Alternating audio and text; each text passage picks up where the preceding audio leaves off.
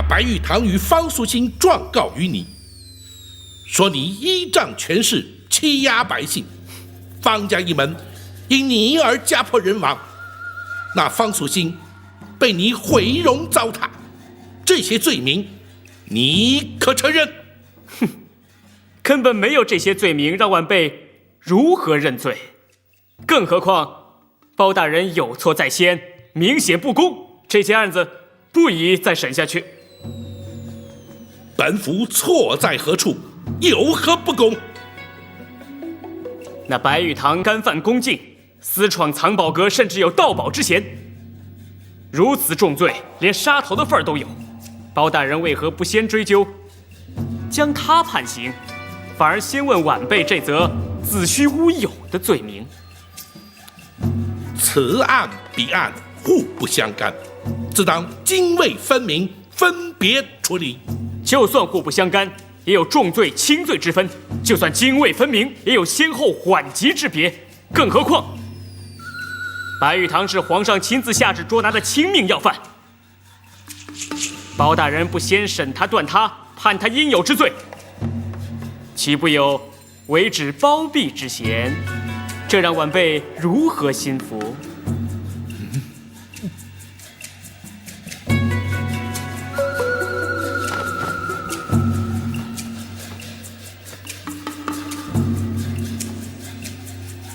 亲命要犯来到开封府，人人却视若无睹。名满天下的御猫展昭，几度任由他来去自由，为所欲为。铁面无私的包大人，在开封府公堂上待他有如上宾。请问包大人，如何做法才能招大功于升斗小民，招大信于天下苍生？莫以为身为皇亲，就可以在开封府公堂之上无礼咆哮，对包大人不恭不敬。展护卫，你自命为侠义中人，究竟是我无礼，还是包大人审案不公，包庇白玉堂？你展护卫，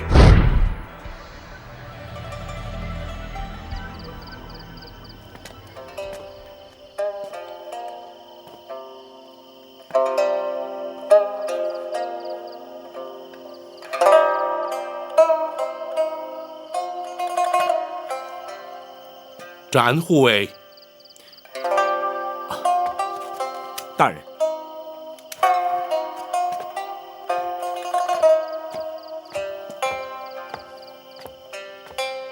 夜深人静，展护卫独自一人在此徘徊思索，莫非是遇见了什么难解之题呀？是。既有难题，为何不与本府谈呢？属下怕会让大人为难。只要在情在理，又有何为难之处啊？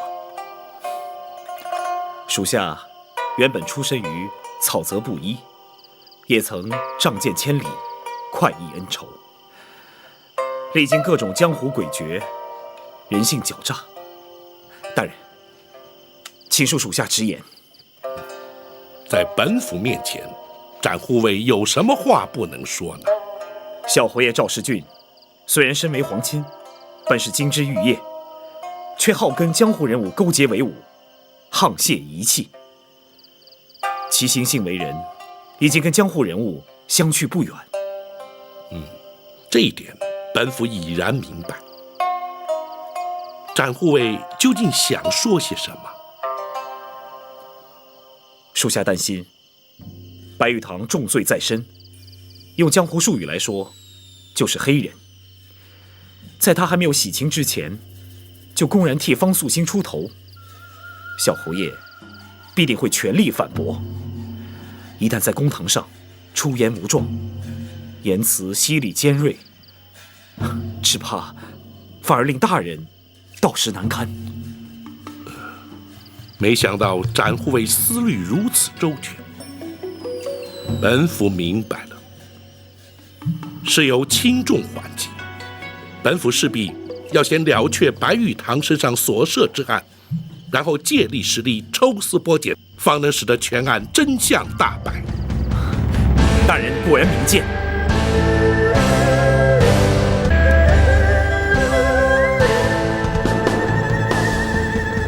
据开封府尹包拯所奏，你是自动投案，而非逮捕归案。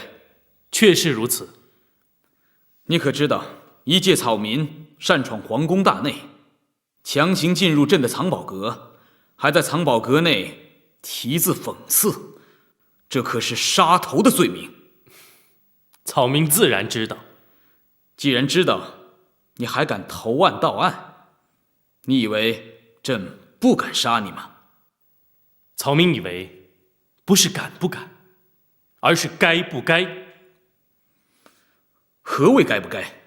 你犯下如此重罪，难道不应该绳之以法，以敬天下？皇上说得好，天下者是皇上之天下，苍生者是皇上之子民。当今之事，贪官污吏之荼毒百姓，其罪更重于白玉堂；土豪恶霸之横行乡里，其恶更甚于白玉堂。难道这些人都不该杀？难道皇上能将他们一一杀之吗？白玉堂，在圣上面前不可妄言，那是军前事宜，其罪论死啊！多谢八王爷提醒。我白玉堂若是贪生怕死之人，此次就不会进宫面圣了。你果然是悍不畏死的草泽之民。启奏皇上，同样是父母所生，父母所养，谁不贪生，谁不畏死？我确实是一介草泽之民，不懂什么治国安邦的大道理，但我深知大丈夫立身处世之道，是则是，非则非。此次前来投案，甚而觐见皇上，并非为苟活而求情，乃是要证明我白玉堂顶天立地，敢做敢当。明明身犯重罪，还妄言敢做敢当。你可知道，这4个字说起来何其容易，但只要朕下了口谕，杀剐之刑立刻临头。若是白玉堂贪生怕死，怕杀怕剐，恐怕早就亡命天涯，逃之夭夭。俗话说得好，拼得一身剐，敢把皇帝拉下马。白玉堂正是如此，大胆！白玉堂，圣上面前不可如此造次。白玉堂，圣上面前岂可出言不逊，还不赶快谢罪？包大人，白玉堂已是重罪在身，还有何罪可谢？白玉堂，欺君罔上，可是罪上加罪，可以株连九族，满门抄斩的你。包大人刚正立朝，铁面无私，可谓名满天下。难道我白玉堂只是在皇上面前将自己的肺腑之言如实奏上，倒就要株连九族，满门抄斩吗？白玉堂，在皇上面前，你这又是何苦呢？包大人，白玉堂已是戴罪之身，包大人不升堂审断，反而带我来觐见皇上，包大人又是何苦呢？觐见皇上，乃是皇上圣谕。不错，的确是朕想见见你这位胆大包天的锦毛鼠。如今锦毛鼠已经跪拜在皇上驾前，要杀要剐全凭皇上旨意。不过在要杀剐之前，白玉堂想请教皇上一个问题。白玉堂，圣上面前不能如此说话，你真是斗胆包天呢！八王爷，且不论他是否胆大包天，不过朕此刻倒想听听他想问朕什么问题。白玉堂，包拯和展昭都曾在朕的面前对你有所余扬，说你虽然孤芳自赏，偏激固执，但是却有侠肝义胆。他们说的，朕不知是真是假。那是包大人和展昭过于抬举我，愧不敢当。虽然白玉堂为一介江湖草民，然而我一生行事只有一个原则：严则以信诺为准，行以义理为先。我只不过将这一个简单的道理例奉而不备而已。说得好，那你想问朕什么问题？皇上身居大内，不知民间甘苦。草民斗胆请问皇上，当今天下吏治清明了吗？吏治不清，则贪污横行；贪污横行，则老百姓无法安居乐业。斗胆请问皇上，如今皇亲权贵不倚仗威权，仗势欺民了吗？权贵当道，则贪渎不免；贪渎不免，则民怨滋生。不知皇上是否能了解其中的真实情况？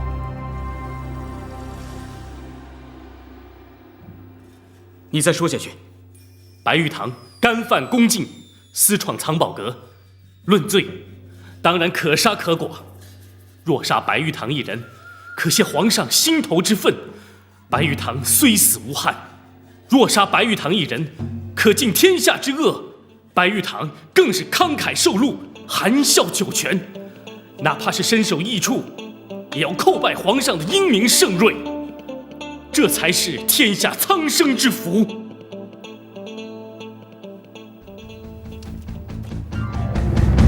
皇上圣明。白玉堂，草民在。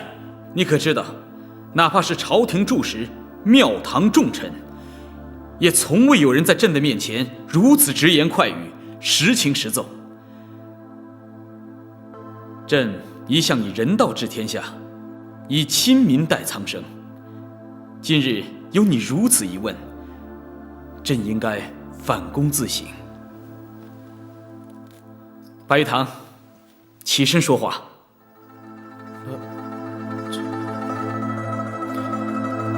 白玉堂，皇上叫你起身，是天大的恩典。莫要偏激过分，不知恩义好歹。谢皇上。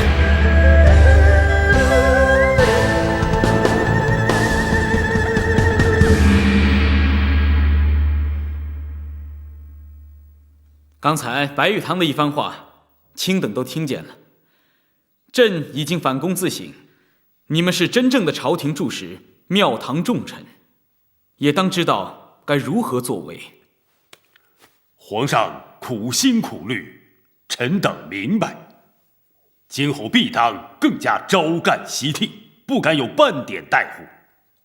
好，都起来吧。谢皇上。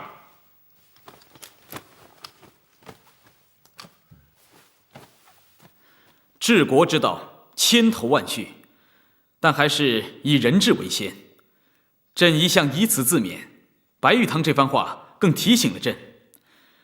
白玉堂，朕念你当时一时冲动，干犯宫禁，闯入藏宝阁，虽然已没有了盗宝的嫌疑，但擅闯皇宫大内，罪在难赦。如今朕倒有一个想法，不知你是否肯受？请皇上明示。朕可恕你无罪，但是希望你能如展昭一般，朕赐你品级，封你官位，为朝廷效劳效力，以后不必再以有用之身在江湖浪迹。你愿不愿意？皇上恩典，草民万万不敢当。为何？草民并非不识抬举、不知好歹之人，奈何半生浪荡，有如闲云野鹤，已经习惯了自由自在、傲笑云烟了。一旦官服加身，只怕不明官场礼数，不知谦卑自义，反而会给皇上惹下更大的麻烦。到那个时候，就更加辜负了皇上的恩典。你这是肺腑之言？句句出自肺腑。皇上，所谓钟鼎山林各有天性，白玉堂生性不羁，的确不宜官场生养，还请皇上明鉴。既然包卿都这么说，朕也就不勉强于你。从今往后，你仍然是自由自在之身。不过以后你在江湖行走之时，且牢记你方才所言，才不辜负朕宽恕你的一片苦心呢。多谢皇上。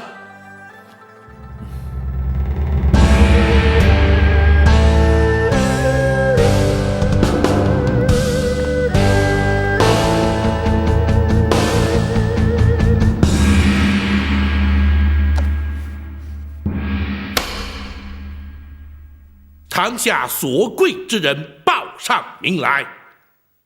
草民白玉堂叩见包大人。民女方素心叩见青天包大人。方素心，你诉状所称，你乃是状告当今安国小侯爷赵世俊。回包大人，民女正是要状告于他。王朝马汉，在。被告因何不在堂上？回大人，卑职曾3请4请，小侯爷一直辩称未曾升堂，不必到场，因此在后花园静候传唤。岂有此理！来人呐！在。传赵世俊上堂。卑职遵命。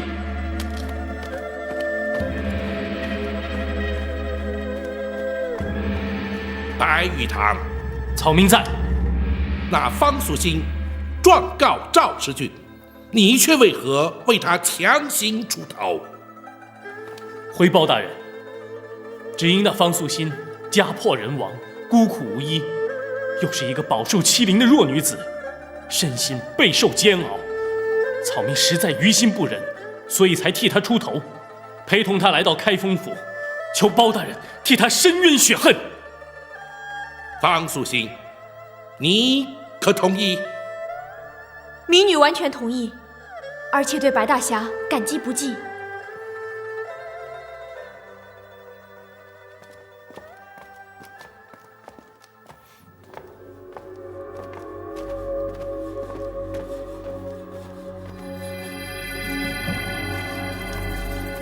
安国小侯爷赵世俊见过包大人。小侯爷，你身后所站何人？哦，乃是晚辈的师爷，叫何名姓？邢三。邢三，你来此作甚？回包大人，他是晚辈的一个重要人证。来人呐！在。替小侯爷看座。遵命。遵命。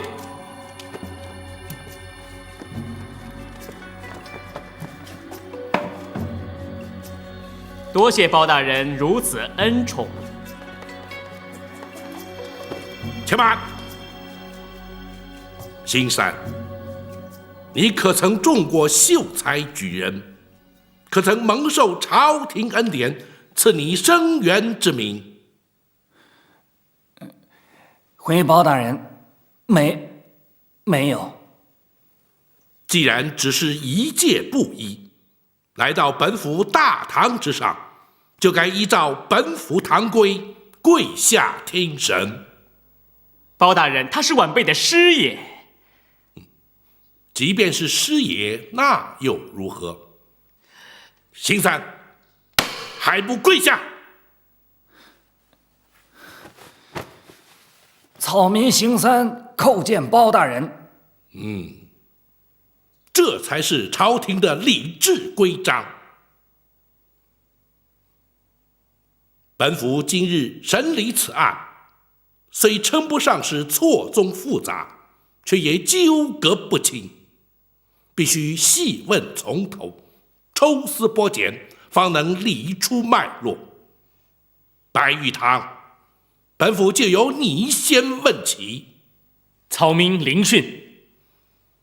你可曾擅入皇宫大内，私闯藏宝阁，并在藏宝阁内胡乱题字？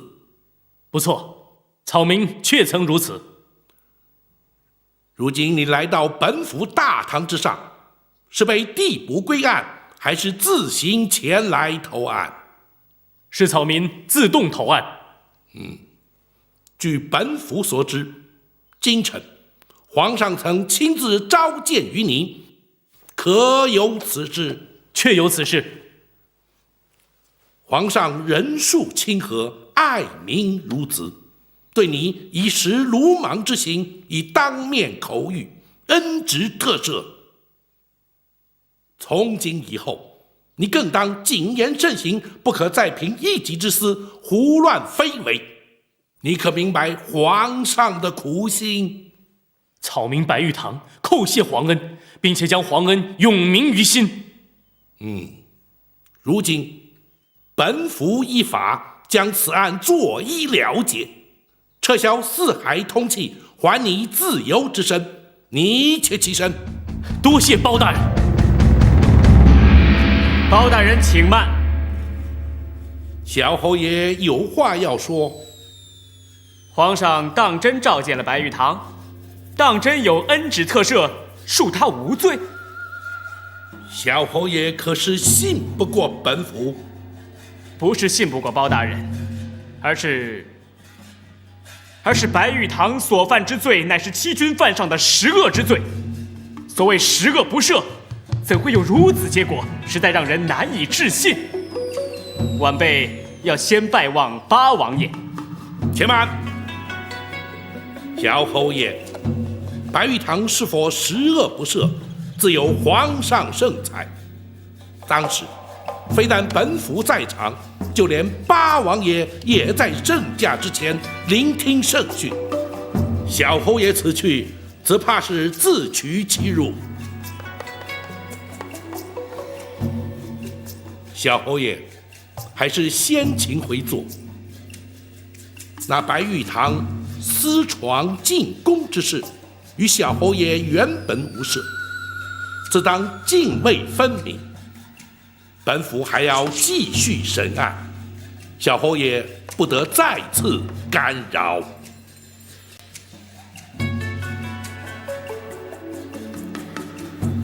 小侯爷，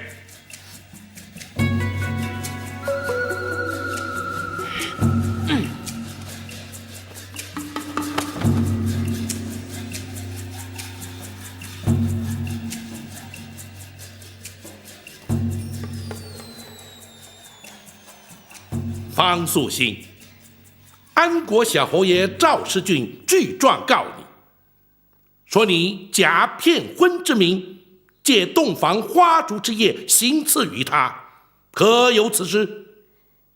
民女承认。既然承认，你可认罪？回包大人，确有此事，民女却不能认罪。既有此事，为何不能认罪？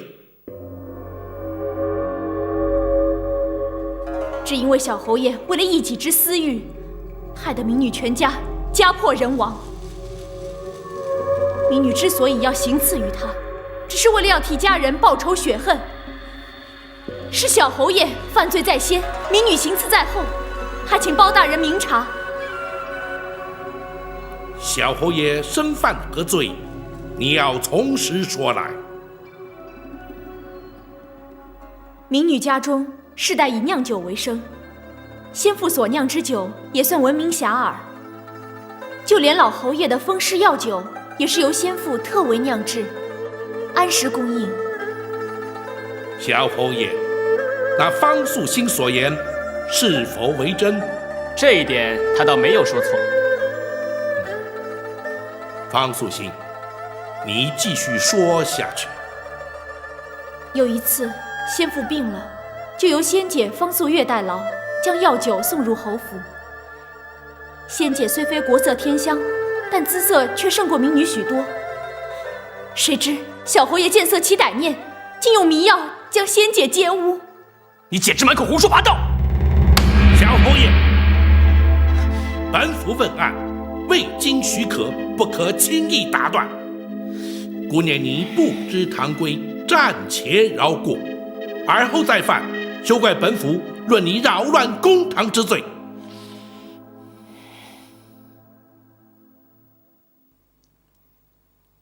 当时情形如何？你且摘要说来。是。小茹，你去加点火。哦。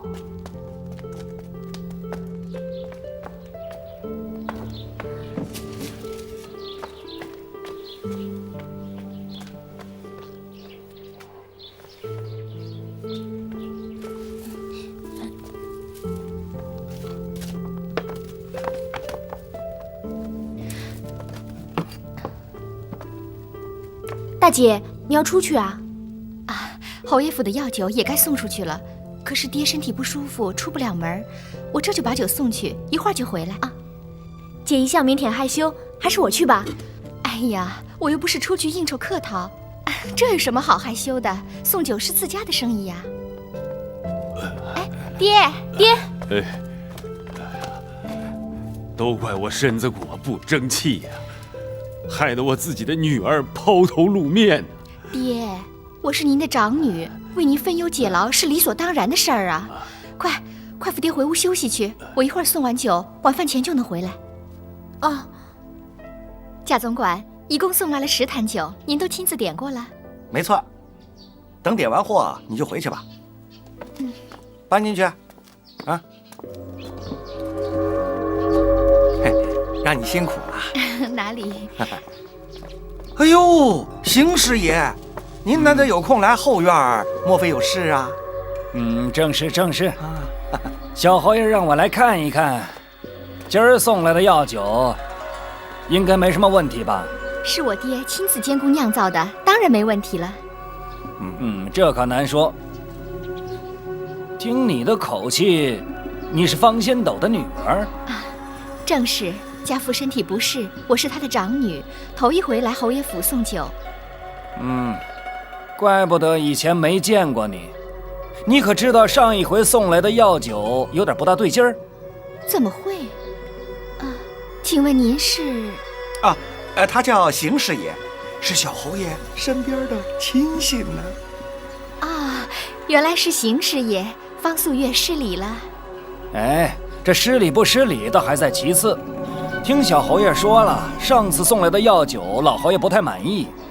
本来是你爹来的时候当面问他，没想到来的是他的女儿。那这样吧，你先在这儿稍等一会儿，我去请示一下小侯爷。请问邢师爷要请示什么？当然是请示关于酒的问题啦。你先别走，我去就来。贾总管，我见小侯爷怕是不合适吧？不如等我爹病好了再。那有什么不合适的？除非你们方家的药酒真的出了问题，那就真的不合适了。方家的酒从来没有出过问题。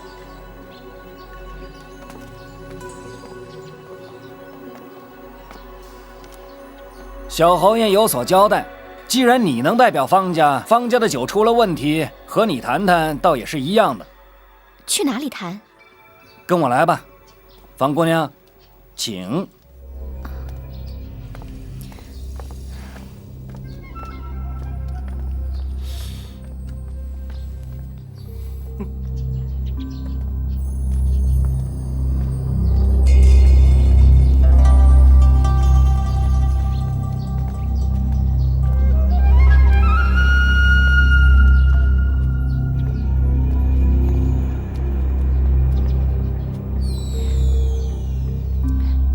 邢师爷，我有事要请教。什么事儿？这里既不像账房，又不像谭氏的公堂，请问这是何处啊？老实告诉你，这里嘛是小侯爷静思独居的地方，一般人想进来还进不来呢。这可是你的福气啊！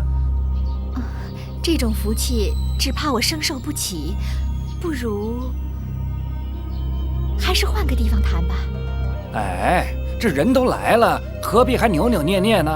只不过是问问你酒的问题。以小侯爷的身份地位，你可不要把事儿想歪了。走吧。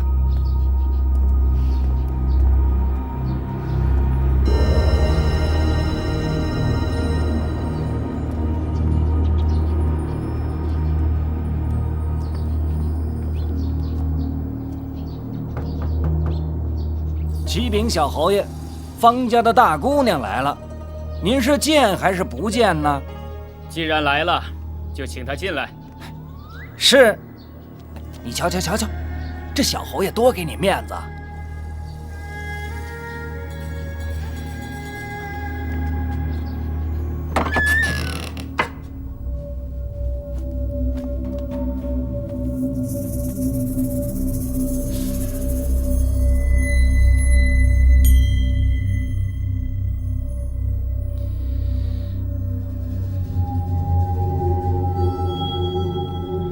小侯爷可是皇亲，方姑娘应该懂点礼数吧？民女方素月见过小侯爷。好说，请坐下说话。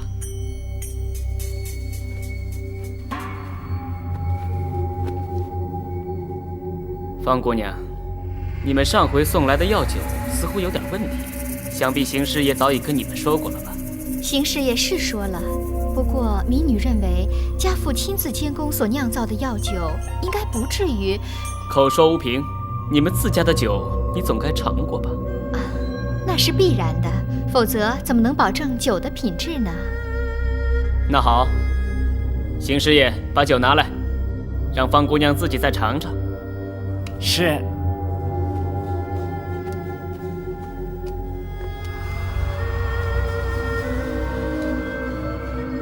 我没想到一个酿酒的老头儿，居然能生出这么标致的姑娘。不敢当小侯爷抬举。你们是姐妹2人吗？是，另外还有一个11岁的弟弟。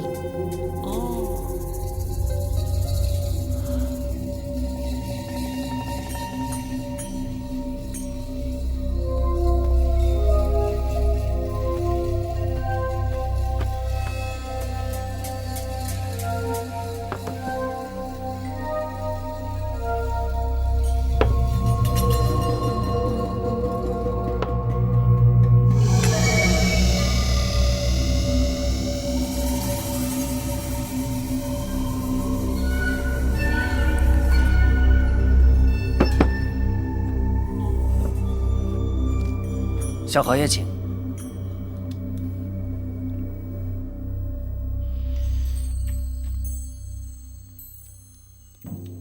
这虽是我爹专用的药酒，我偶尔也浅尝一下。可这一次的药酒，的确跟以往颇为不同。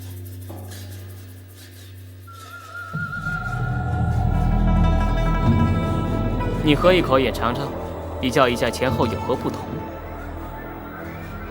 除了酿酒时食酒之外，我在外面从不喝酒，还请小侯爷见谅。这是小侯爷赏的脸，你可别不识抬举。况且你不尝尝，怎么知道问题的所在呢？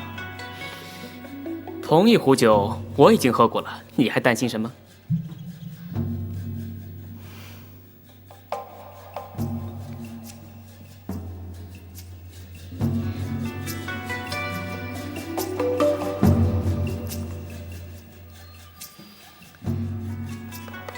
我觉得这酒跟以往的药酒没什么差别啊。你只是嘴唇碰碰酒杯而已，自然尝不出来。你要像我一样大口一些，才能知道问题到底出在哪里。嗯？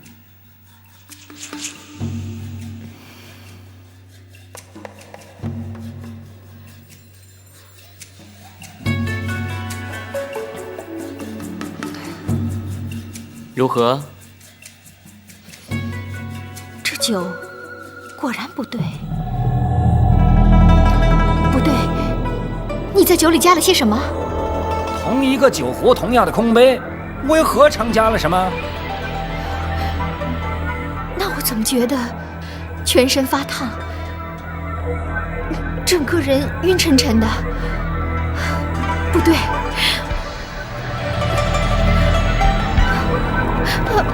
哎，小心点，千万别摔着。哎，慢点儿。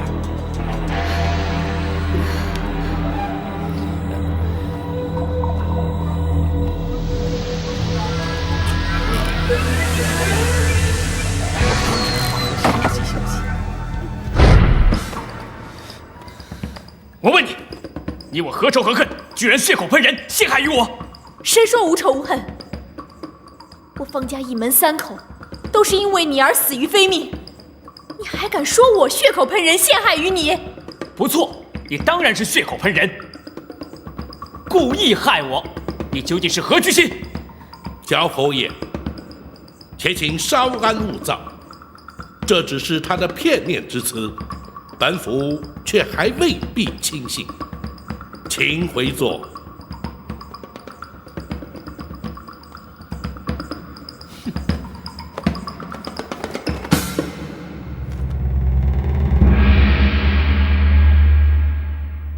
方素信，据你方才所言，既然是同一壶酒，又同样是空杯斟酒，却又为何小侯爷喝了安然无恙，你姐方素月喝了却头昏欲倒呢？关于这一点，民女就百思不得其解了。很简单，在江湖上，这种卑鄙无耻、下三滥的手段，可谓是雕虫小技。那酒壶可以是子母鸳鸯壶，壶内另藏玄机。关于那杯子，看似无物，可是却可将毒物事先抹在杯子内缘，斟酒之后自然溶解。邢三，你说是不是？并非你白毛人在问案吧？邢三，那就由本府来问你。据方素心之称，当时酒壶酒杯皆是由你取来，你可曾在其中动了手脚？回报大人，草民冤枉已极呀！此话怎讲？这根本就是子虚乌有的事啊！草民既不在场，也从未拿过什么酒壶酒杯。回报大人，邢三说的对，根本不存在这一回事，是方素心胡编乱造，别有居心吧。姑且不论是否别有居心、胡编乱造，关键在于那方素月当时是否的确代夫送酒，并且曾经前往侯府后院参访。方素月是否去过安国府的后院，草民并不知道。怎会不知？回报大人，草民是小侯爷的师爷，像这种闲杂琐事，草民一向不曾过问。包大人，邢三虽然只是布衣出身，没有功名，但也精通文墨，细心干练，所以晚辈委屈他为师爷一职，怎会管这些琐碎小事？既然小侯爷替你说话，本府不再追问于你。不过，侯爷府总管总该知情吧？邢三，本府问话，你无需看向他人。包大人，贾总管是否知情？请包大人传他前来一问，就知真相了。那是当然。王朝马汉，在。你二人即可飞骑前往安国侯府，传那贾姓总管前来问话。卑职遵命。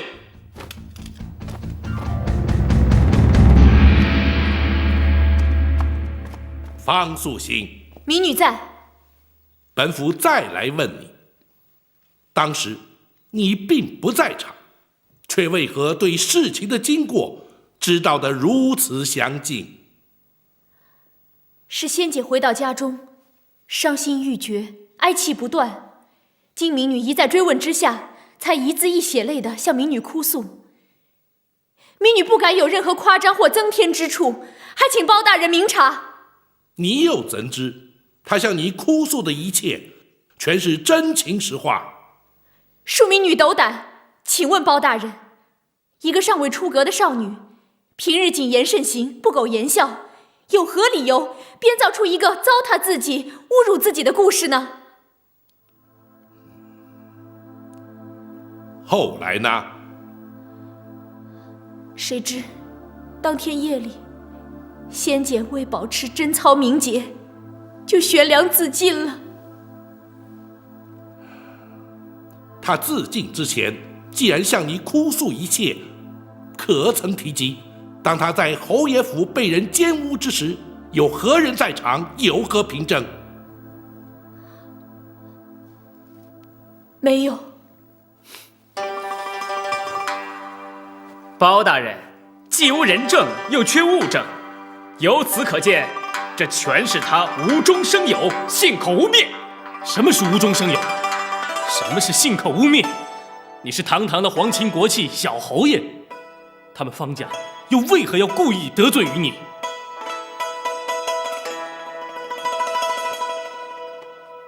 白玉堂，你与方家非亲非故，又不知道事实真相，不要多管闲事，血口喷人。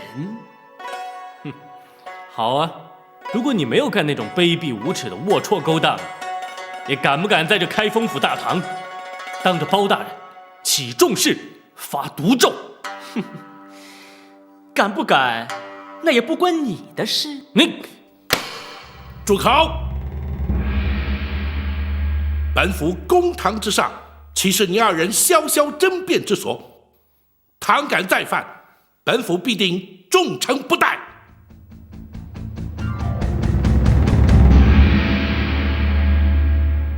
方素心，民女在。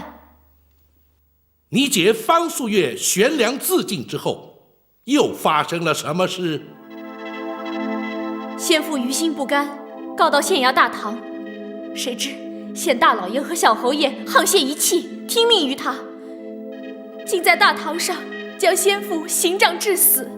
且慢，那丰德县令乃是地方父母，若无真凭实据，你不得信口开河。民女并非信口开河，包大人请想，先父本是原告，哪有反被用刑之理？那是他捏造事实，胡乱攀污，丰德县令不得不用刑，让他说出实话。谁知他不堪受刑，以致……赵世俊，本府尊你于前，敬你于后，你却将本府之言当作马耳东风，将本府大堂视作等闲之地，本府又何须再尊你敬你？来人呐，在，撤去他的座椅。是。包大人，方素心，莫要受他人干扰，你继续说下去。多谢包大人。先父被抬回家中，即因刑伤过重而亡。家母一时怒急攻心，猝死于先父跟前。民女全家本是祥和安乐，谁知短短数日之内，变成家破人亡。这种种一切，全都照因于小侯爷假借权势欺人。民女叩请包大人为方家无辜人命昭雪伸冤，请包大人替民女做主。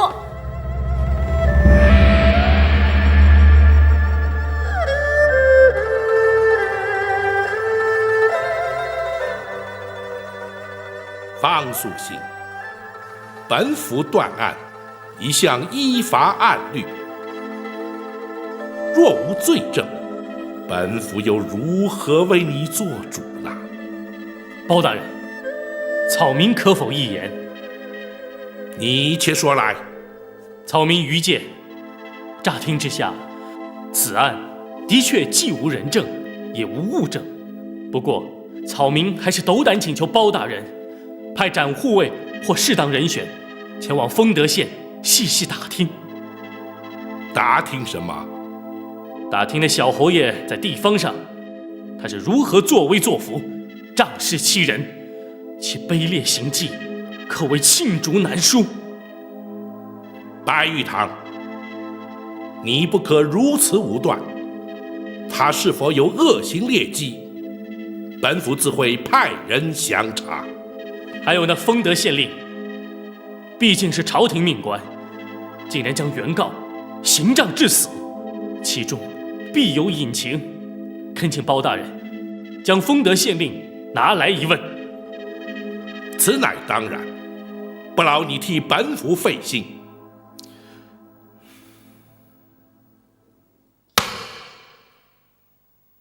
今日审案暂且到此，改日再审。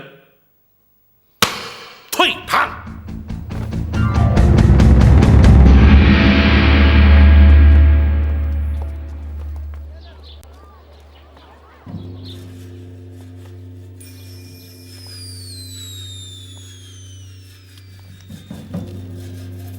我把所有该注意的细节全都写在了这封信里，你要当面交给贾总管，叫他仔细看完之后立刻焚毁。我明白，不会留下任何痕迹的。还有，你要转告他，他随王朝马汉到了开封府以后，我们可能无法见面。哼，虽然那包黑子铁面无私，但我们毕竟是侯府，叫他上堂之时，千万不可胆怯心虚，露了马脚。呼延海一定办到。邢师爷，邢师爷，您要的2匹快马，我可是买到了啊！哎，那卖马的可说了，这2匹马可是开封府马市里最为雄俊、脚程最快的2匹马。什么时辰了？你们必须赶在王朝马汉之前找到贾总管。还有功夫在这儿臭表功！啊，对，小侯爷说的对，2位请立刻上路吧。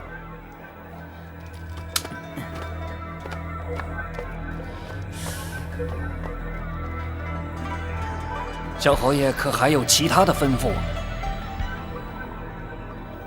我先前交代过你有关丰德县令朱文仪的事，你确实都办妥了？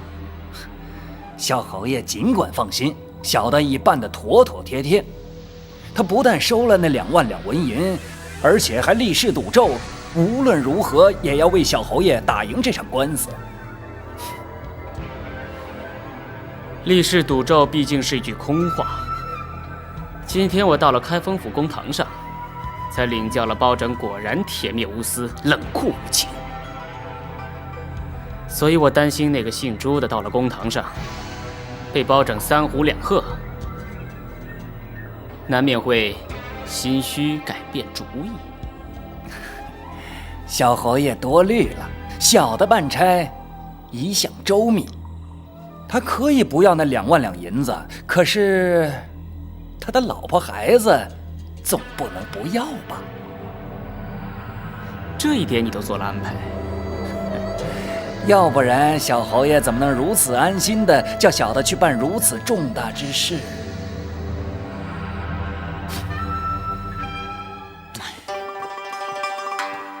那包黑子也太过迂腐了，动不动就人证物证的。像这种找不出人证物证的案子，受害人难道也应该永远冤沉海底，痛苦终生啊？蒋司科说的对，白大侠，我的确提不出什么具体的人证物证，这场官司恐怕是输定了。看来我们方家也只有永远受那种痛苦和冤屈了。未必。五弟，你这么有把握？俗话说，律法之外还有天理人情。这个包黑子啊，面冷心热，而且有断案如神之誉。也许他的心里早已有了打算。什么打算？他又没告诉我，我怎么知道？反正心急则乱，事缓则圆。我们这件事先不着急，古话总不会错。就算包黑子定不了小侯爷的罪，我想老天爷一定不会放过那个畜生。说得好，天理昭彰，疏而不漏。方姑娘，有我五弟在，你尽管放心吧。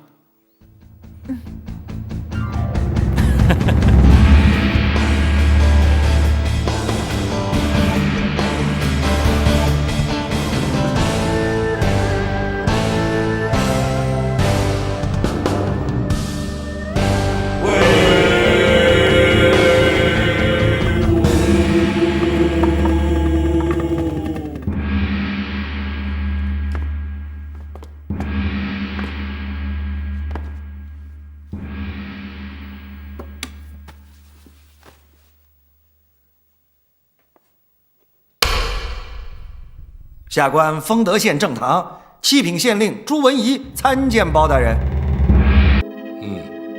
你且稍后，待本府问完贾姓总管之后，再向贵县请教。下官遵命。贾总管，你是何姓名？在侯爷府中负责何等事务？回包大人，草名姓贾，名福林，承蒙小侯爷抬案，在侯爷府里总管各种杂物杂事。既然如此，那方家酒坊按月送老侯爷药酒之事，也归你管。是。那方素月可曾代父将药酒送往老侯爷府？是草民接待的。你且将当时的情形据实说来。是，当时，快！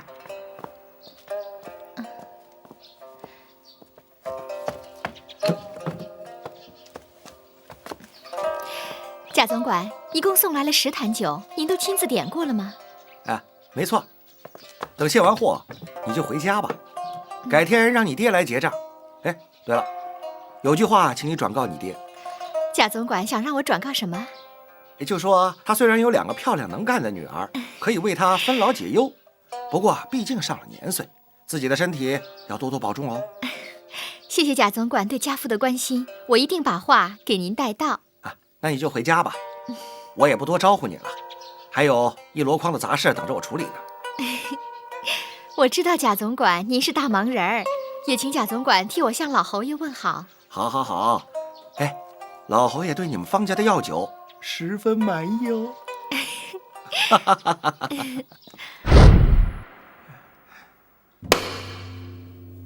仅仅如此而已。回报大人，的确如此而已。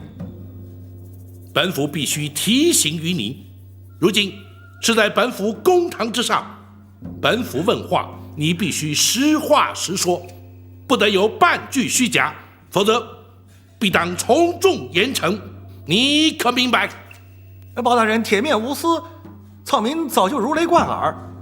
方才草民所说的一切，全是事实，不敢有半点虚假。启禀包大人，这全是他的一面之词。反正方素月已死，他爱怎么编就怎么编，请包大人不要轻信。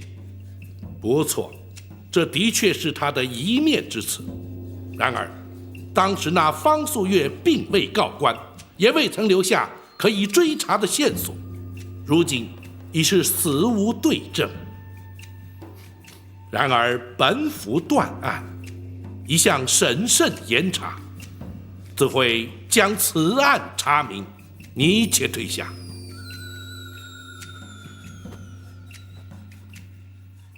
朱县令，下官在。你身应百里之计，直司明目之责，想必对于安国小侯爷在地方的名声知之甚深。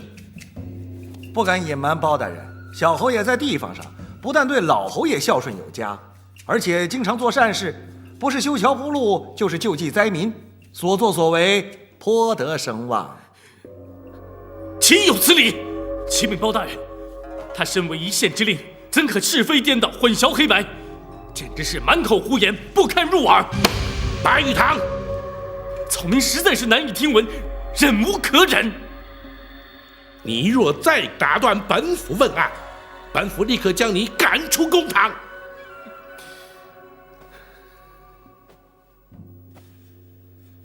朱县令，下官在。那方素心之父前往县衙，状告那安国小侯爷，他乃是原告，你为何要行杖于他，甚至将他用刑致死？回包大人，那方仙斗实在是过于胡闹，不仅满口胡言乱语，而且无凭无据，信口诬告安国小侯爷，甚至还口出不堪入耳的秽言秽语。胡说！堂堂地方父母官，怎可罗织造谣？先父好歹也是秀才出身，在堂上也只是据理力争，你居然以莫须有之名，除去他的秀才功名，还有他在你面前跪地求饶，实在是居心刻意。方素心，你切莫急躁，更不可对朝廷命官无礼。朱县令，你继续说下去。是，方仙斗的言行太离谱了，下官迫于无奈，不得不动用刑法。谁知道他年老体衰，再加上衙役用刑不慎，所以才导致如此悲剧。下官之咎，愿领朝廷责罚。然而据苦主指称，你对那方仙斗用刑，乃是受了安国小侯爷的指使。回报大人，身为县令，岂能受他人指使？况且小侯爷乃正直之人，也不会指使下官。方素心，你可以有话要说。民女的确有下情要上告，包大人。你尽管说。先父对于仙姐的冤死气愤难平，嫁衣本身虚弱多病，所以由民女陪同到县衙告状。当时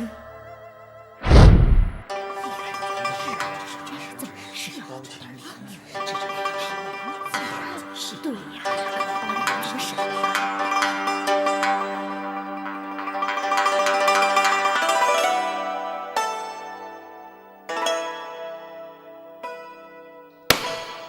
方仙斗，在本县堂上为何高站不跪啊？回大人，学生曾有功名在身，中过秀才，按本朝礼律，无需下跪。哼，原来是个劳而无用的秀才。罢了，你究竟状告何人啊？禀大人，状子上已经写得十分清楚，学生状告当今安国小侯爷赵世俊。你告他什么罪啊？告他利用学生的长女送药酒到侯爷府之时，用药物迷奸于他，以致学生之女为了明星至保贞节，因而羞愧自杀。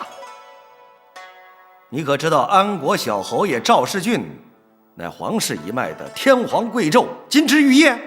学生知道。既然知道，你还敢告？学生也略读诗书，还知道王子犯法与庶民同罪的道理，请大老爷还学生女儿一个清白。呵呵，好一句王子犯法与庶民同罪。本县且问你，你口口声声说小侯爷奸污你的女儿，当时你可曾在场？学生并不在场。你的次女方素心可曾在场？回大老爷，民女也不在场。那么你可有其他的人证物证？学生是听女儿回家之后转述一切。小女方素月向来文静端庄，从无谎言假话，否则她何必以生死来证明自身之清白冤屈？岂有此理！就凭她一面之词，你就胆敢在本县堂上信口诬告安国小侯爷？不是信口攀污，而是要请大老爷追查事证，还学生女儿一个公道。简直胡闹！既无人证，又缺物证，你要本县如何去查证？本县念你年老糊涂，恩准你撤回状子，乖乖的回家去吧。不要再企图诬告，想从中捞取好处。回大老爷，家父只是想为仙姐求个公道，让义理可以伸张，从没有想过要得到任何好处。住嘴！一个小小女子，你懂什么？这件案子，大人如果不接，学生将依法循例上告府台衙门。大胆！你竟敢当堂要挟本县，本县就先革去你秀才功名，降为布衣白丁。跪下！学生并没有违法犯罪，依律要革去秀才功名，必须要经过学政签同。学生目前还是秀才的身份，无需下跪。你简直是顽固不化，跟一般的刁民无赖有何区别？来人呐，在，让他跪下。是。跪下。想不到堂堂的县大老爷，居然与侯爷府沆瀣一气。朱大人，请你回头看看，大堂上高悬着的那4个字，大人可认识？大胆刁民，你竟敢在本县大堂上公然侮辱朝廷命官！本县若不严惩于你，岂不有愧于朝廷律法？又如何威信于县民百姓？来人呐，在！这方仙斗胡言乱语，先是信口诬告安国小侯爷，而后又当堂侮辱本县，必遭严惩。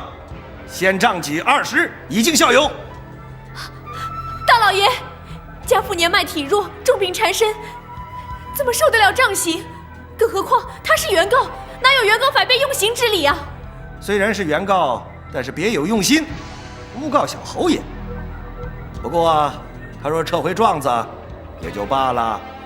至于侮辱本县一事，我也就不计较了。若我撤回状子，岂不坐实了我先前所说全是诬告？状子绝不撤回。好啊，既然你是不见棺材不掉泪，本县也就无法助你了。来人呐，在！醒醒！是。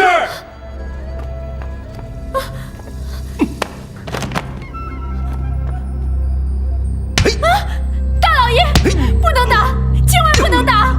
我愿意撤回状子。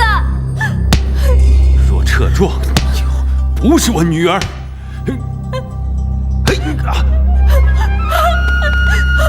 要打你们就打死我好了。王先斗，你撤不撤状？不撤。把他女儿拉开，继续打。是。起来！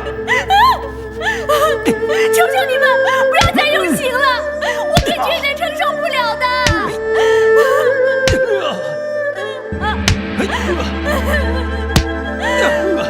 爹，不要打了，爹。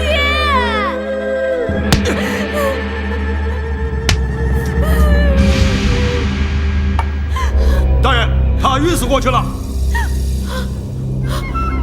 泼水。大老爷，大老爷，再打就出人命了！大老爷，别再用刑了，大老爷，别再用刑了！好吧，念在你一片孝心的份上，停止行刑。爹，你醒醒啊，爹！不要在堂上哭哭啼啼了。本县准你请人帮助把他抬回家去。你要好好劝说于他，不要信口诬告、胡搅蛮缠的，这样本县就可以既往不咎。是，谢谢大老爷。好，去吧去吧。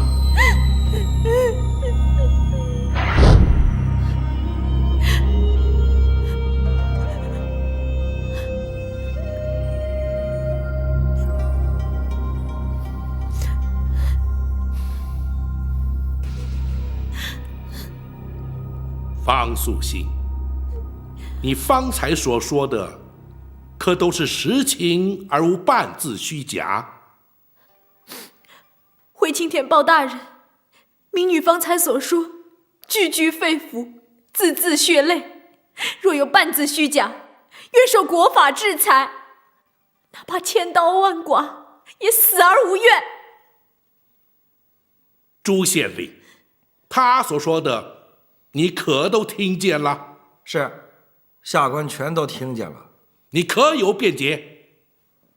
回报大人，当初下官下令用刑，确是事实。可是方素心避重就轻，只说了一些对他有利的过程，而对方先斗出言不逊，污蔑本县，藐视朝廷的许多所作所为，避而不提。哼！你二人各执一词，看来本府只有差人前往贵县，询问刑名师爷，班头衙役之后，才可以有所定论了。多谢包大人。方素心，你确认你父亲乃是因受了极杖之刑而死？的确如此，当时还有一些左邻右舍陪同前往县衙，民女只有求他们相助，才得以把家父抬回家中。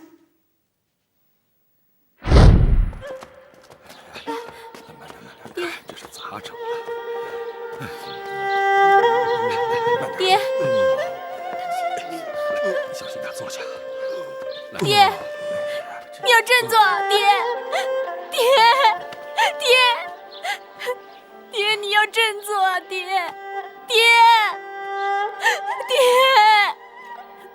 素心姑娘呀，你赶快去找大夫，宁可多花点钱，也要找那高明的、有经验的。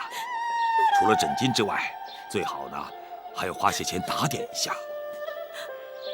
我明白，只要能救我爹，就算舍了所有家当，我也会去做的。早劝过他，何苦呢？这都什么时候了，你怎么还说这种话？爹，老伴儿，你怎么了？你怎么了？你怎么了？老伴儿，爹，你这是怎么了？爹，你醒醒啊，爹！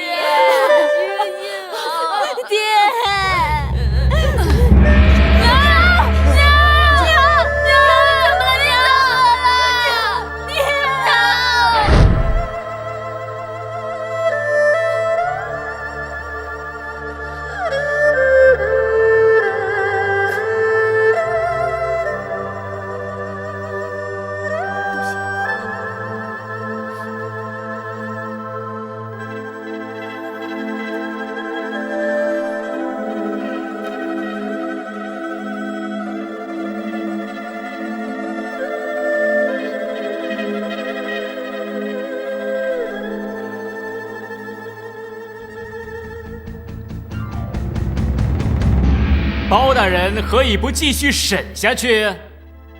小侯爷，请稍安勿躁。方素心，在你诉状之中曾经提及，自从你父母先后亡故之后，你便立下决心，要为他们报仇伸冤。是，民女确实下定如此决心。既然有冤要伸，为何不循正常途径上告官府，竟然想私下谋刺于他？不敢有瞒包大人，经过丰德县一场悲剧之后，民女对官府已经毫无信心。此言差矣。有云：道有幼草，迷有毒虫。以天下之大，自难免良莠不齐。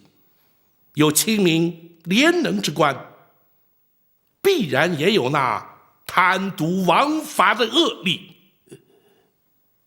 澄清天下吏治，乃是本府夙愿，也曾上奏皇上，只可叹困于种种挚爱，未能完成初衷啊。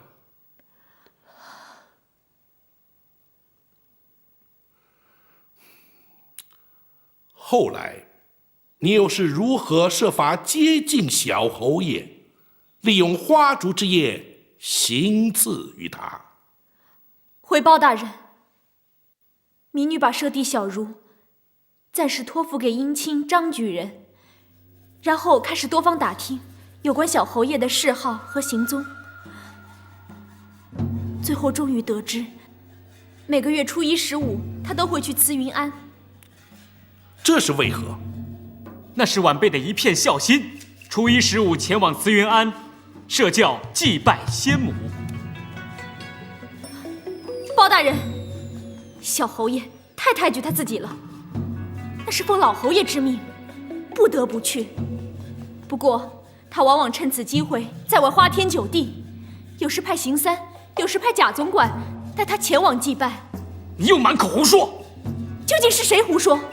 若非对你的行踪打探得一清二楚，我又怎么会在慈云庵带发修行？又怎么会在庵内遇到邢三，利用邢三为饵，假意接近于你？邢三，可有此事？你可曾在慈云庵见过那方素心？是，确有此事。方素心，当时的情形如何？你且摘要说来。慈云庵的住持慈云道姑与民女相熟，听民女哭诉一切之后，答应收留民女，协助她办些法事或处理一些杂物。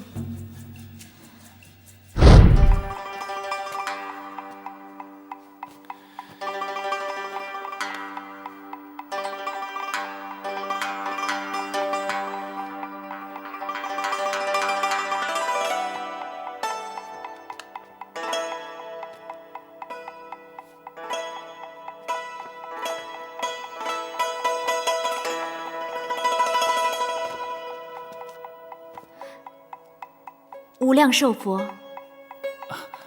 道姑有心了。道姑，请留步。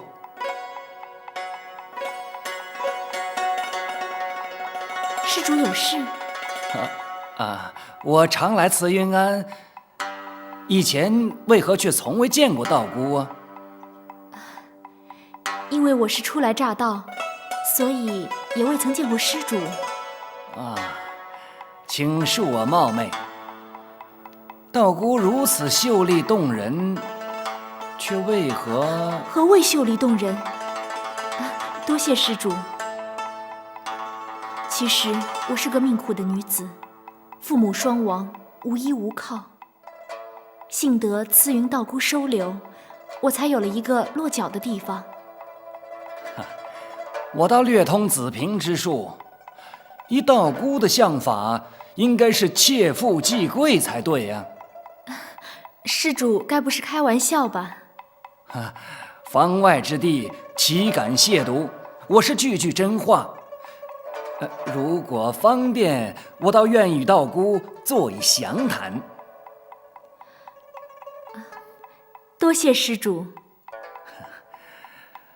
庵内有一处厢房，有清茶素果，专为接待有缘的施主。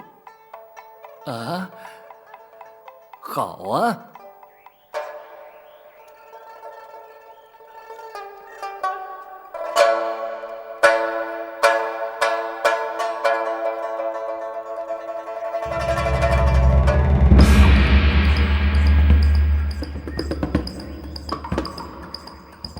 九人道姑，这位就是我所说的安国小侯爷。无量寿佛，贫道给小侯爷请安。邢师爷果然诚不我欺，本侯爷总算见识了。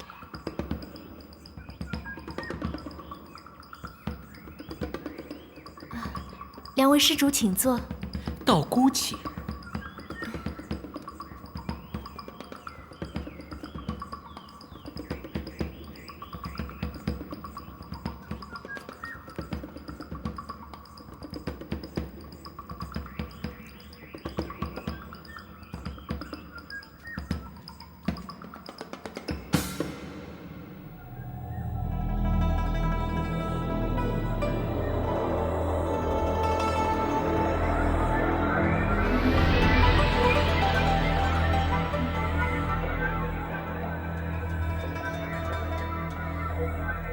小侯爷为何用这种眼神看着我，害得贫道心头忐忑不已？那就更证明你身在红尘外，心在红尘中啊，所以才会忐忑不安。方外清净之地，还请小侯爷慎言。还有什么好慎言的？你不是跟邢师爷都谈好了吗？像你这种柔中带媚、丽而不俗的角色，可谓是万中不得其一。你在这里带发修行，的确像蒙尘的明珠，我为家人惋惜呀。命苦如此，只要有粗茶淡饭可食，有遮风避雨之处可栖，已算是幸运了。如今有了我，你才算真幸运。从此以后不用再命苦了。你真的愿意嫁我为妾吗？只要小侯爷真心对待我，我自然愿意。我若不是真心待你，又何必特意来访呢？邢师爷，麻烦你选一个黄道吉日，请九人道姑重返红尘，入我侯门。是。不过我有一点纳闷好奇，你的道号为何叫九人呢？其中自有曲折典故。等我有幸随侍小侯爷之后，自会详细禀告的。好，不妨就在洞房花烛之夜，在绮罗帐里，我仔细聆听你的曲折典故啊。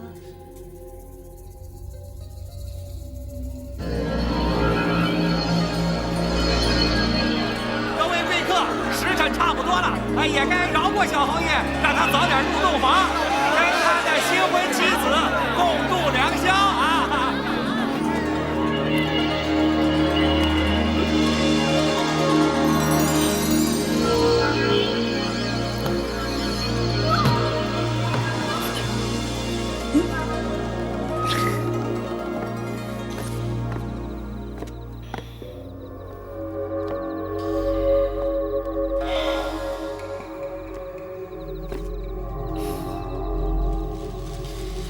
看你一个人独守闺房，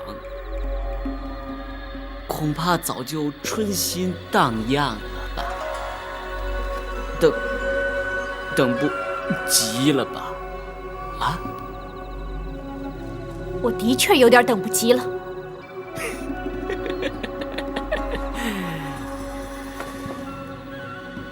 怎么了？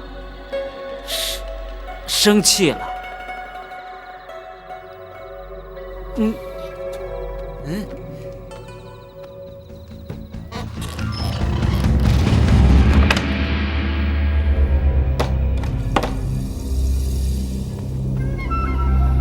我的确等得生气了，好不容易才等到今天晚上。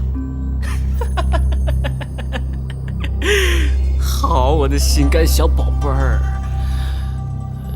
怪我多喝了几杯，耽误了好事儿。待会儿我好好的伺候你，以我的本事，不但让你消痰化气，而且还让你欲仙欲死。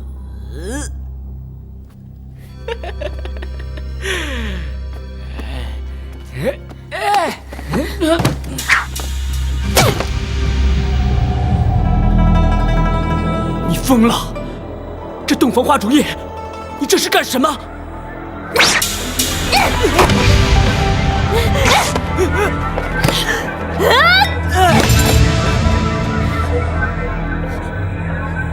你不是想知道我的道号为什么叫九人吗？人字边旁加个九字，这个字念仇。我和你有什么仇？此仇不共戴天！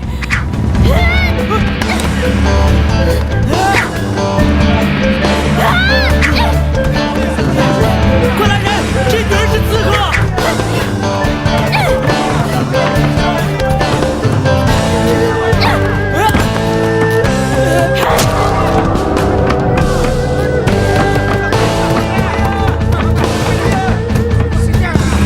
你就躺在那儿等死吧！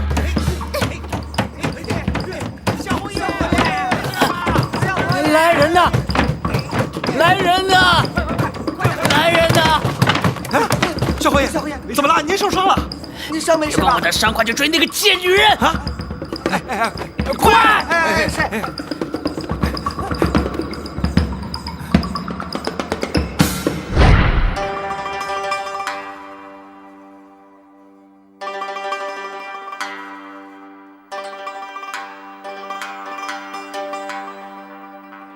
小侯爷，晚辈在。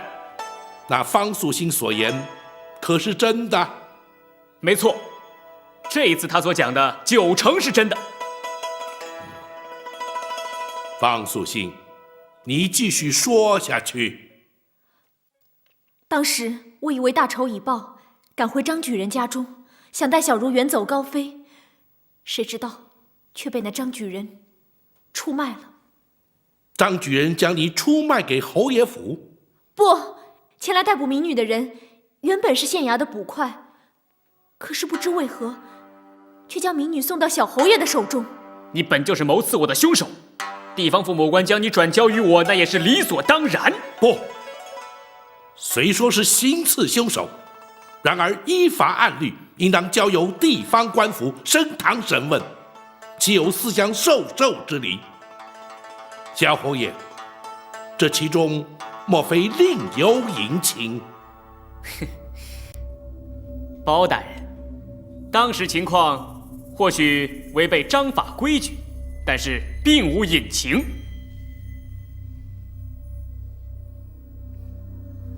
哼，方素信，你再说下去。民女被小侯爷的爪牙囚禁在一个污秽不堪、不见天日、几乎不可住人的地方，双眼被蒙，双手被捆，双脚被绑，动弹不得，有如祖上之肉，待人宰割。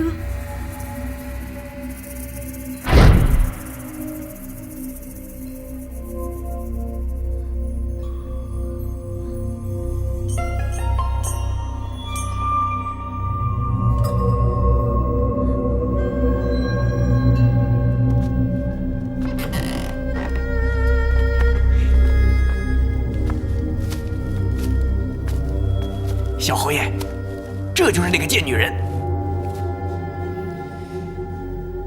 这个又贱又蠢的女人，难道你不知道我是天皇贵胄，皇室子孙，自然有百灵呵护？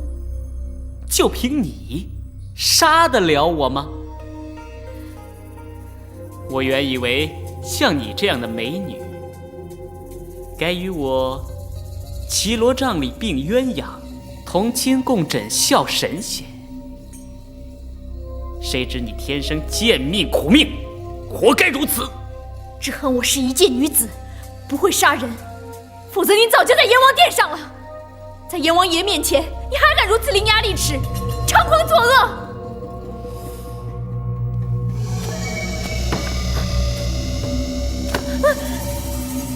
我现在终于明白了，你是方素月的妹妹。你这个畜生！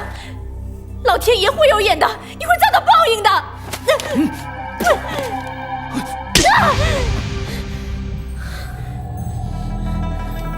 美女我见多了，温柔多情又天生媚骨的美女我也见多了。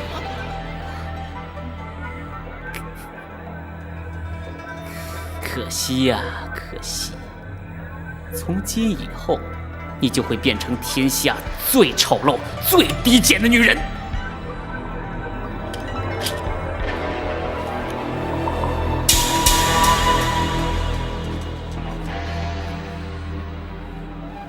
还记得吗？想当初，你就是用这把匕首行刺于我。只可惜这是一把短匕首，如果是一把长剑，刺穿你的胸膛，我就报得了血海深仇了。我倒觉得不可惜。这虽然是把短短的匕首，但用在你身上，却十分的适当。你究竟想干什么？成全你的后半辈子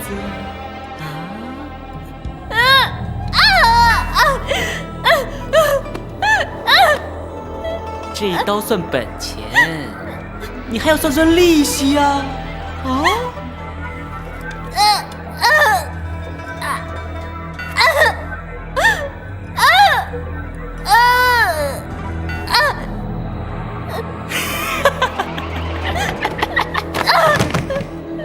从此刻起，这个最丑最贱的女人就交给你们了。她要是接客，只准接最下层的地痞流氓，最龌龊肮脏的乞丐无赖。我要她受尽凌辱，任人践踏。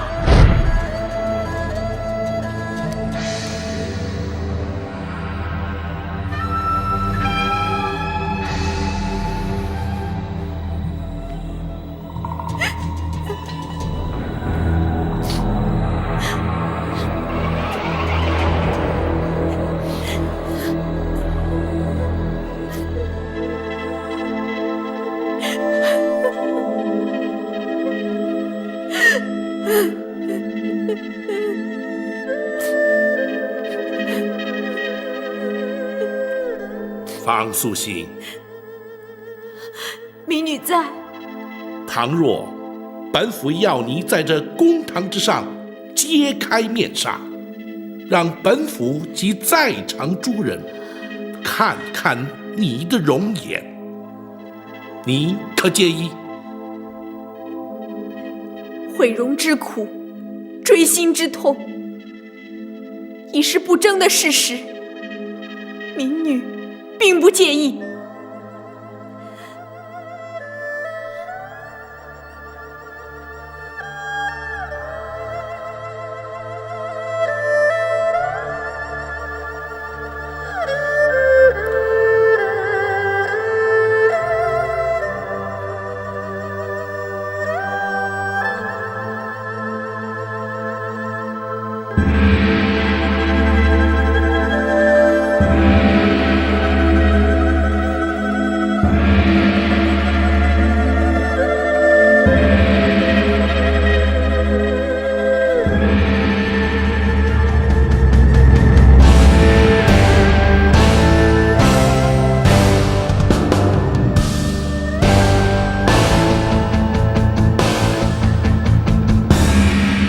够了！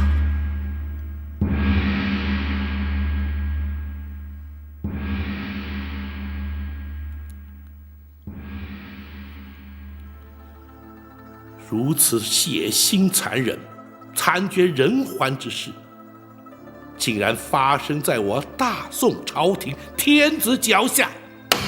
赵之俊，你说，本府要听你亲口说，那方素心所说究竟是真是假？当然是假，那全是他一面之词。住口！自始至今，你都以一面之词4个字搪塞一切。你莫要以为本府当真不能从这蛛丝马迹之中查明真相。倘若能，本府定当将你绳之以法，处以重刑。倘若不能，本府既然愧对朝廷百姓，又有何颜面再做开封？本府自会辞官而去，以谢天下。包大人，包大人是青天，是升斗小民唯一寄望之所托。民女所说一切，倘若证实查明，真是天有怜见。倘若确实挚爱难行，民女也该叩请包大人多多为民保重。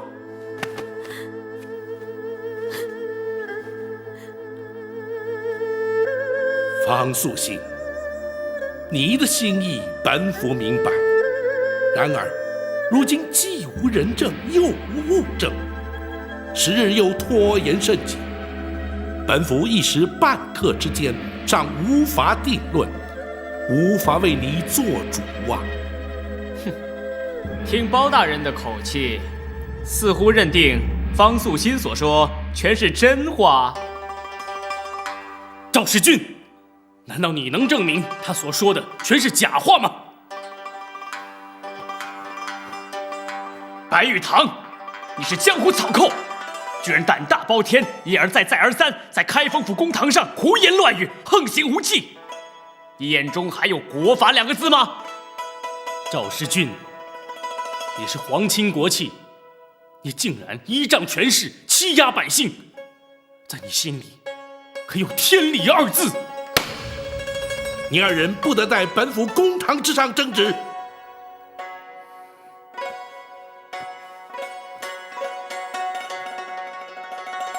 是，包大人。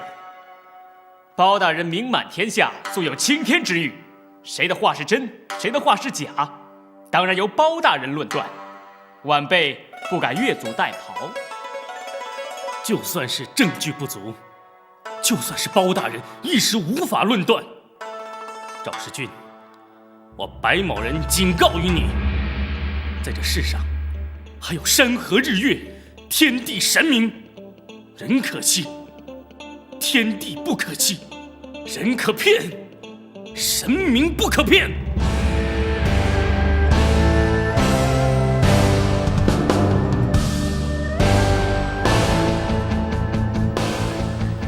大人，学生有一德之余，想要禀告大人。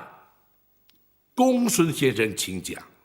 学生纵观全案，其缘由皆因方素心之姐方素月前往侯爷府送酒，疑似遭到安国小侯爷之奸污，因而告知乃妹，继而发生后续一连串之悲剧。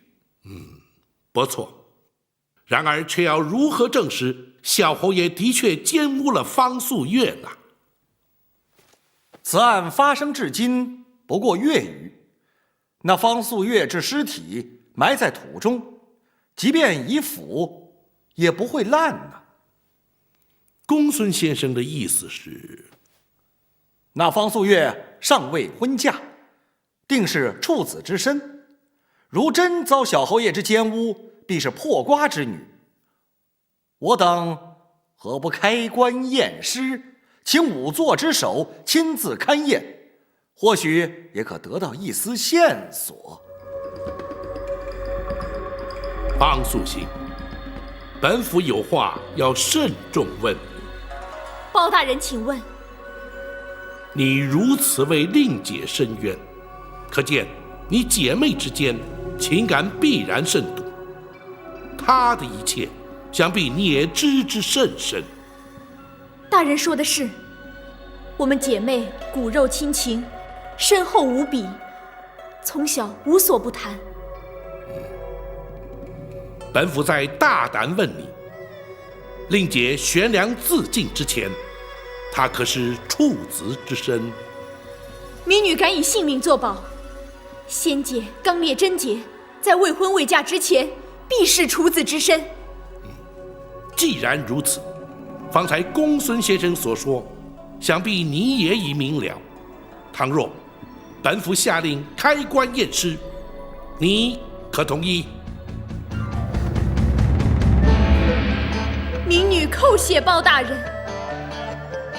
只要能使仙姐之冤屈得伸，能还方家一个公道，能让行凶为恶之人绳之以法，这对仙姐非但不是不敬，想必仙姐在地下有知，也会叩谢包大人的。好，既然如此，本府就前往丰德县，下令开棺验尸，待验尸之后，再行择日升堂。退堂。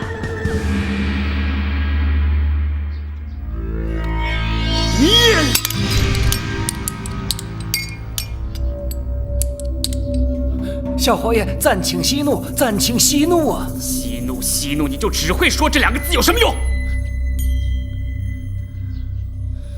我做梦也没有想到，公孙曾能想出这么一个馊主意。就算验尸的结果，那方素月已经破瓜，也未必证明就是小侯爷做的。亏你还被我称为师爷，简直是死脑筋！公孙策一向有小诸葛之称，他能想到一，就能想到二，能想到二，就能想到三，以此类推，只怕大事不妙，情势会愈演愈烈。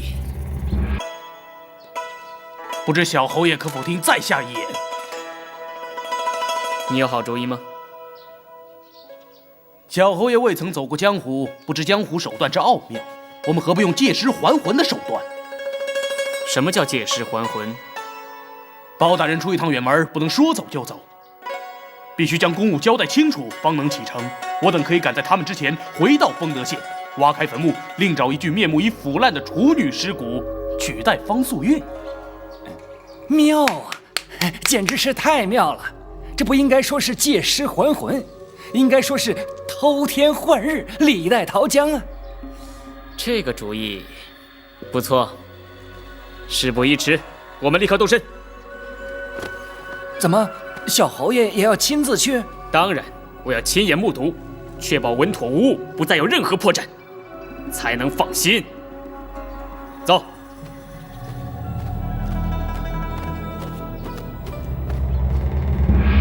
五弟，为什么我们两个不能去？好歹有个照应啊！如果你们与我同行，必定会误了脚程。不过，你们不妨随后赶来，或许你们能亲眼看见那个丧尽天良的狗畜生是如何胆大妄为、无法无天。白大侠，一路保重。我会的。四哥，方姑娘就有劳你照顾了。放心吧。嗯。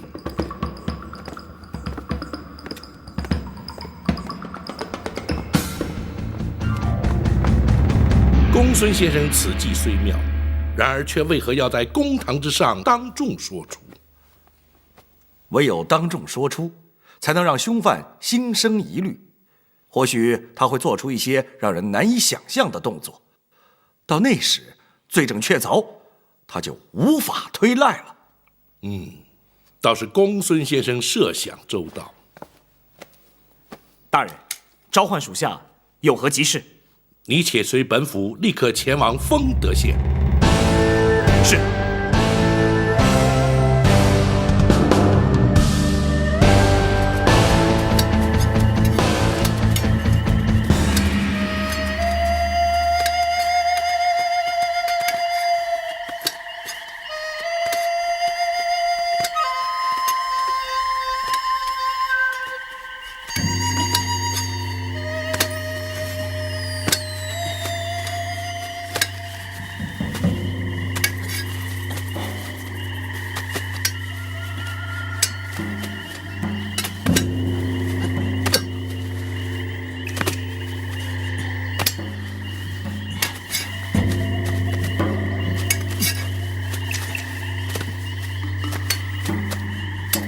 你如何确定那具尸体确实是处女之身呢？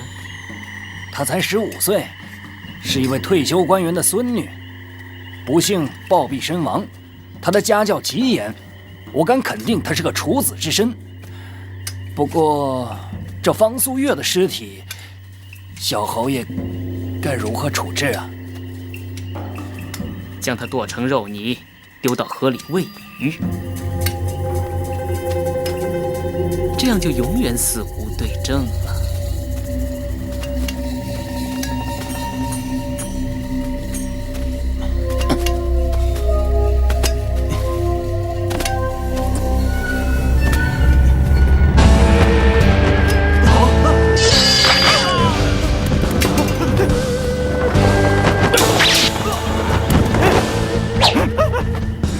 天涯虽大，海角虽阔。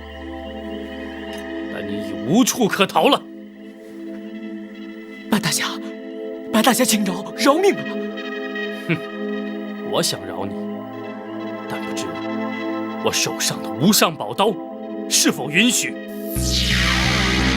我先问你几个问题，如果你能据实以告，或许我会另作考虑。白大侠，请问，白大侠，请问。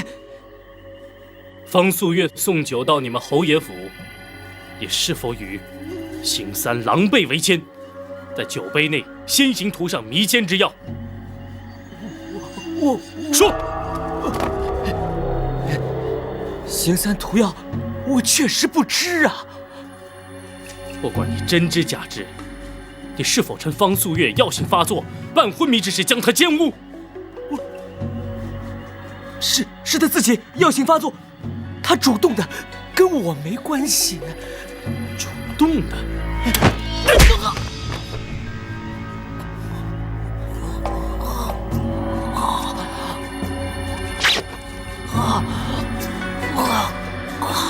方素心的父亲到县衙告状，是否是你指使县令朱文仪将原告打成被告？白大侠饶命！白大侠饶命啊！先回答我的问题，我再考虑饶不饶你。说，是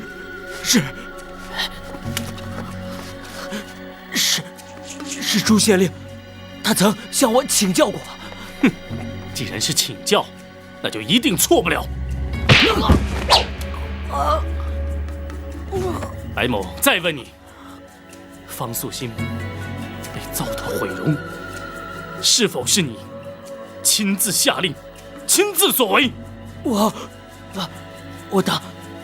我当时一时气愤，我错了，白大侠，请你饶命啊，白大侠！你不是地位尊贵的皇亲国戚吗？你不是堂堂的安国府小侯爷吗？当你欺压善良的时候，你听到过他们求饶的声音吗？当你杀人害人的时候，你饶过他们吗？像你这种猪狗不如的畜生，若杀你1000刀，嫌少；若剐你10000刀，太累。今夜，我白玉堂就要杀了你，以谢天下。只可惜，玷污了我手中的至尊宝刀。白大侠，你刚才不是说要饶了我，放了我吗？啊！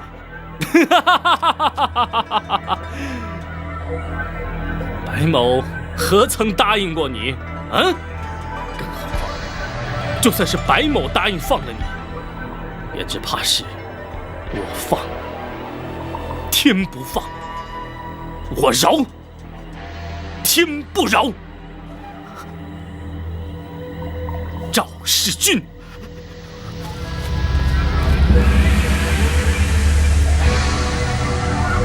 给我听清楚了，善恶终有报，天道好轮回。不信，抬头看，苍天饶过谁？白玉堂，刀下留人。白大侠，手下留情，还是让斩护卫带回去，让包大人审理吧。